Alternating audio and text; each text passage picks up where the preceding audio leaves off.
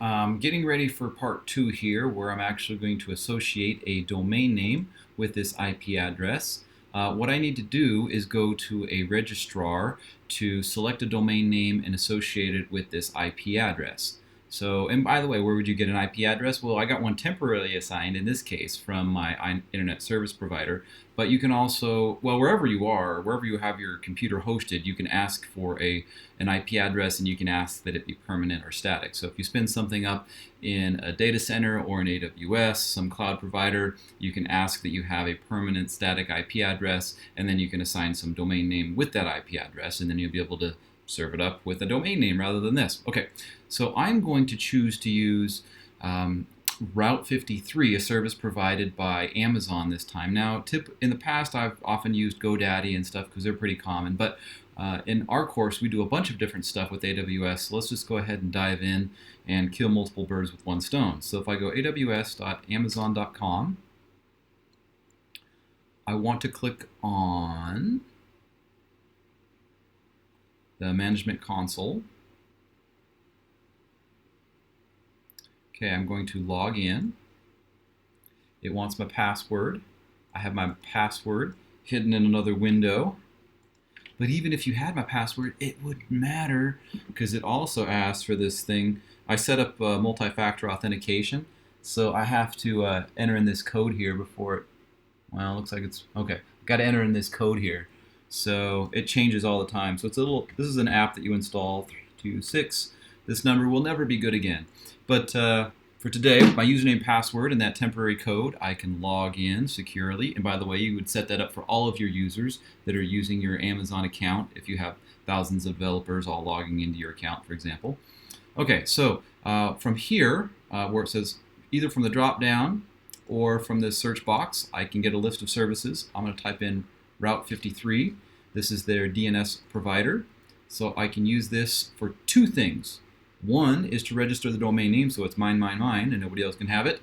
And two, we need to have some database up in the sky, out on the internet, where we store the record of what the domain name is and what IP address is associated with. So one thing is registering the domain name, but part two is getting an entry into the global DNS database. And Route 53 allows me to do both of those things. So the first thing I want to do is I want to register a domain. So I'm going to go over here to the right side, get started.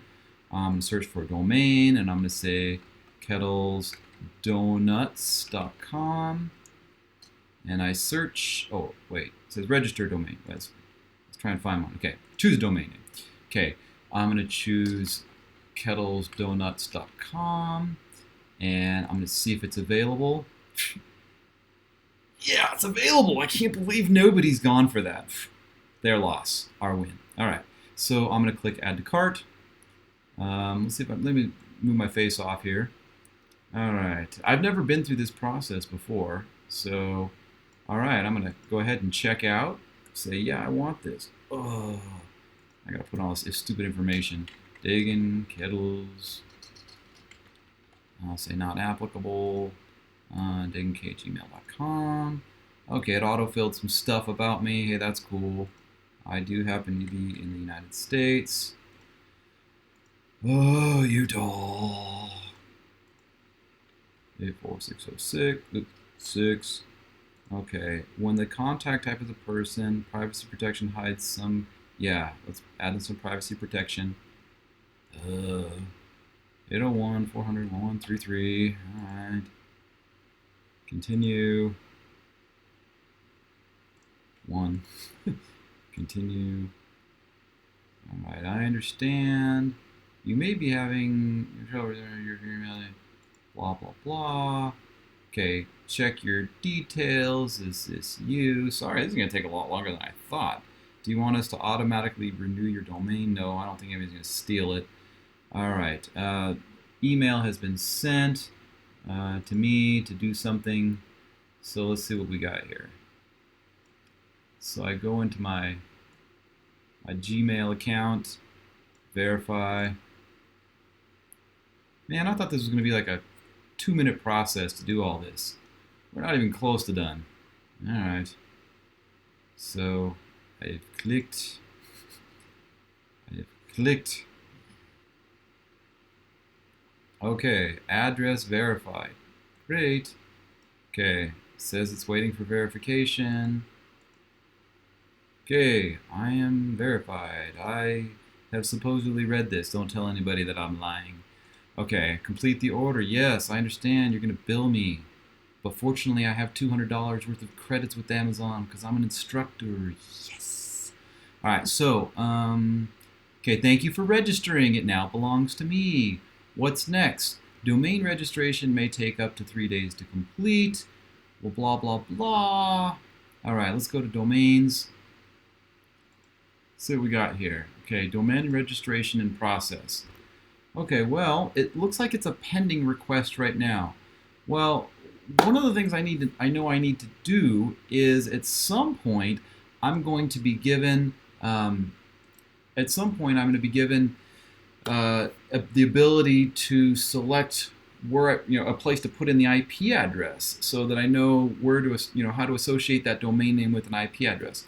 And when that happens, those entries will be stored in name servers. Typically, you have at least 2 name servers that your information gets stored in. And so whenever somebody types in a domain name, the domain name service will eventually point them to a particular set of name servers. Usually it's about 2, and either one of them is fine. They're kind of like backup databases. So the request will go to any of those DNS databases, and it will return the IP address that I would like to enter in. Whether I can enter that in their dashboard in 2 minutes or 3 days, I don't have any idea at this point. But whenever I get cleared up, I will make another video and show you what the next step is.